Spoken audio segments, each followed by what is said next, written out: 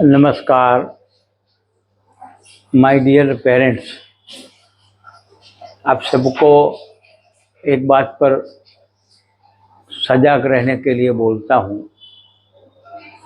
कि जिस तरह से जो बच्चों को एम्बिशन देते हो, कैसे भी करके पैसा कमाओ, कैसे भी करके डिग्री लो, उसके लिए जो आप उनके मन में जहर घोलते हो, उससे बच्चों का बहुत ही नुकसान होता है। नीट की एग्ज़ाम में, इंजीनियरिंग के एग्ज़ाम में, आईआईटी के लिए जो बच्चे तैयारी करते हैं, उनको इतना प्रेशर होता है कि उसमें से कुछ बच्चे सुसाइड करते हैं।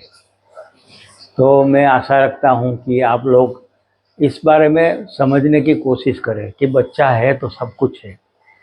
बच्चे को इतना प्रेशर मत डालिए, बच्चे को सक्सेस के लिए इतना मत दौड़ाइए।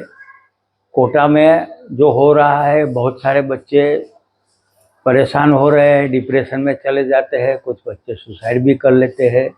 और ये जो जैन जी का जो पूरा आंदोलन चला, वो बात सही है उन लोगों की, मगर एक बात यह भी है कि बच्चों को इतना प्रेशर माँ बाप की ओर से, समाज की ओर से डाला जाता है कि बच्चे परेशान हो जाए और वो उन्हें कुछ समझ नहीं आती कि वो क्या करे क्या ना करे।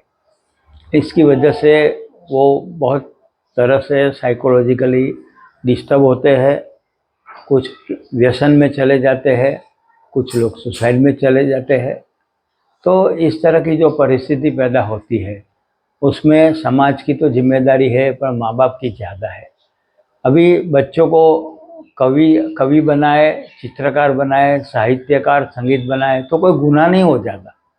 बच्चे सिर्फ साइंस में ही जाए और बच्चों को इंजीनियर बनाना है या डॉक्टर बनाना है, सिर्फ उसी तरह का जो बच्चे की कैपेसिटी हो या ना हो, उसी तरह का जो माहौल बनाते हैं, उससे बच्चों को बहुत ही नुकसान होता है।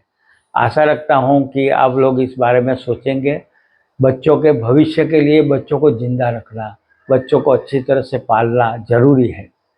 तो माँ बाप को इनको ज़्यादा एम्बिशन नहीं देनी है, इनकी कैपेसिटी हो वैसे ही उनको पढ़ाना है, वैसे ही उनको परिस्थिति देनी है।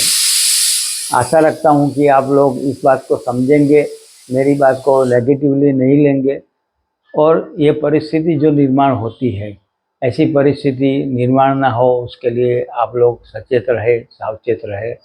मेरे आपको और आपके बच्चों को मेरी शुभकामना है। धन्यवाद।